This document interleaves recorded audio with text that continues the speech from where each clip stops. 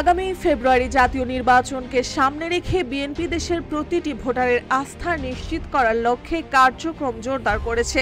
তরুণদের আশা আকাঙ্ক্ষা সমাজের সব স্তর ও গ্রামীণ জনগণকে সংযুক্ত করতে দল ও তৃণমূল থেকে শুরু করে সর্বস্তরে সংযোগ বাড়াচ্ছে। স্বচ্ছতা ও জবাবদিহিতা নিশ্চিত করতে ইতিমধ্যেই ৭,০০০-এর বেশি সদস্যের বিরুদ্ধে সাংগঠনিক ব্যবস্থা নেওয়া হয়েছে।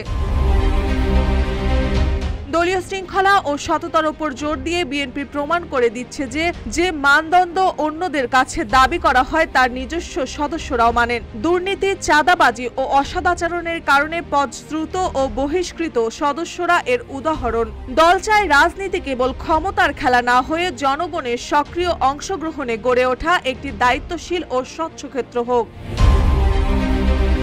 ৩১ দফা কর্মসূচির মাধ্যমে শিক্ষা, স্বাস্থ্যসেবা, তরুণদের কর্মসংস্থান, জলবায়ু পরিবর্তন ও ডিজিটাল উদ্ভাবনের ওপর বিশেষ গুরুত্ব দেওয়া হচ্ছে।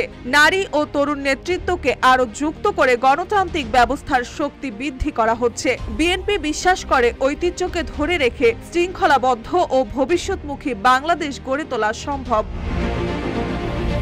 তাছাড়া দলের ভারপ্রাপ্ত চেয়ারম্যান তারেক রহমান তার সাম্প্রতিক ফেসবুক পোস্টে সব নেতা ও সদস্যদের কঠোর নির্দেশনা দিয়েছে, যাতে সবাই ঐক্যবদ্ধ থেকে দলের নেতৃত্ব বজায় রাখে এবং নির্বাচনের প্রস্তুতিতে সম্পূর্ণ নিবেদিত থাকে।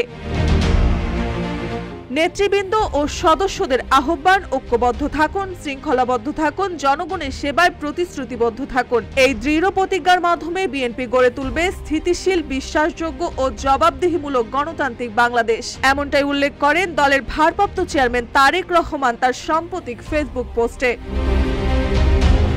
মার্জিয়া মৌ, রূপালী বাংলাদেশ।